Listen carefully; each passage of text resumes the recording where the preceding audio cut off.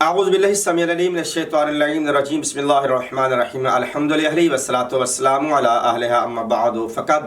قال اللہ تبارک و تعالی فی القرآن المجید والفرقان الحمید وقولہ الحق بسم اللہ الرحمن الرحیم انما یرید اللہ لیذہب عنکم الرجس اہل البیت ویطہرکم تطہیرا اللہم صلی علی محمد وعلی محمد ذانمان برادر ایمانی میرے برادر اسلام شیعہ سنی بھائیو السلام علیکم ورحمۃ اللہ وبرکاتہ ویا علی مدد۔ عزیزان محترم، آپ سے گفتگو کا جو تسلسل ہے وہ بیت الخلاء کے احکامات کے سلسلہ میں ہے۔ ایک سوال ابھی ہمارے پاس آیا ہے اور یہ سوال کرنے والا سعودی عرب سے آیا، اور ویسے بھی ایک دو بار پہلے بھی یہ سوالات ہم پہ کیے گئے ہیں۔ پاکستانی جو حاجی وہاں پہ جاتے ہیں یا ادروائز آن دا ہول میں بات کرتا ہوں، حج میں یہ زیادہ پرابلم آتی ہے کہ وہاں پہ لوگ جب بیت الخلاء میں جاتے ہیں تو بیت الخلاء دو قسم کے ہوتے ہیں، ایک سیٹ والا ہوتا ہے اور ایک بغیر سیٹ کے عام فلش ہوتا ہے جہاں پر کہہ لیں کہ آپ گھٹنوں کے بل بیٹھ جاتے ہیں، اور ایک سیٹ باتھ روم ہوتا ہے۔ تو جو کہہ لیں کہ مکہ سے باہر والے ہوٹل ہوتے ہیں وہاں پہ سیٹ والا واش روم نہیں ہوتا، تو کچھ ضعیف لوگوں کو کچھ پریشانی آتی ہے۔ وہ لوگ کہ جن کے گھٹنے یعنی کہ گوڈے میں درد ہوتی ہے، یا وہ جو ضعیف لوگ جو بیٹھ جائے پھر اٹھ نہیں سکتے، ان کے لیے سیٹ کا جو واش روم بنایا گیا ہے اس کا حکم کیسا ہے؟ تو ہمارے علماء مجتہدین نے بڑے آسان انداز میں اس کا جواب دیا ہے۔ تو وہ مسائل کیونکہ سلونی قبل تفقدونی آپ کو اسی درس سے ملیں گے، ان سے ملیں گے یا ان کے ماننے والے علماء سے ملیں گے۔ میں تو طالب علم کی حیثیت میں آپ کے سامنے موجود ہوں۔ اب وہ جو بیٹھنے والا ہے اس میں بھی احتیاطی ہیں کہ آپ جب پیشاب اور پخانہ کر رہے ہیں، پیشاب اور پخانہ کے چھینٹے واپس پلٹ کے آپ کو نہ لگیں،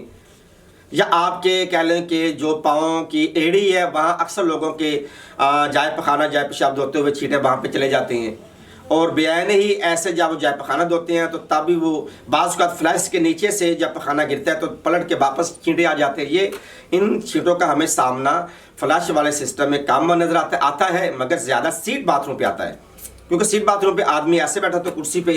تو وہ جب پیشاب کر رہا ہوتا ہے پخانہ کر رہا ہوتا ہے چھینٹے اڑ کے آپ کے زانو پہ آپ کے ٹانگ پہ نیچے سے وہ مسلسل لگ رہے ہوتے ہیں، اور اس سے اکثر تجربہ جو ہوتا ہے لوگوں سے پوچھا گیا تو وہ پخانہ جائے پخانہ بھی صحیح معنوں میں دھلتا نہیں ہے۔ یہ احکامات آپ کے سامنے ہیں۔ اس کے لیے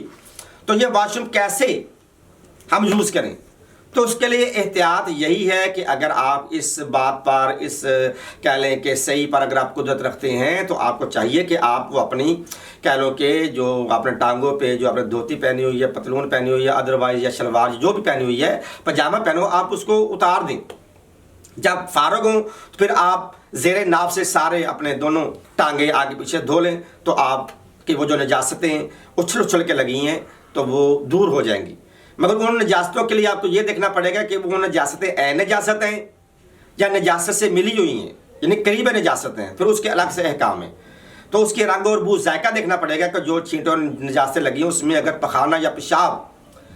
اگر مخلوط ہو گیا ہے، وہ چھینٹے لگے ہیں، تو پھر تو وہ عین نجاست ہی کے حکم میں آئیں گے، وہ بالکل نجس ہے۔ اس کے ساتھ نہ آپ کا نماز ہوگی اور آپ کا بدن بھی ناپاک رہے گا، اور آپ کا وہ کپڑا وہ شلوار پاجامہ پینٹ پتلون وہ بھی ساتھ میں نجس ہو جائے گی اگر اس پہ رنگ و بو ذائقہ کا غلبہ ہے۔ تو احتیاطی بات جب یہی ہے کہ آپ اس ذرات کو دور کریں۔ بیٹھنے میں اپنا یوز کرنے میں سیٹ بیلٹ میں کسی کی کوئی دو رائے نہیں ہو سکتی ہے، مگر یہ احتیاطی تدابیریں ہیں، اس پر ہم عمل کرتے ہوئے اپنے جسم کو ہم پاک رکھ سکتے ہیں۔ والسلام علیکم ورحمۃ اللہ وبرکاتہ ویا علی مدد۔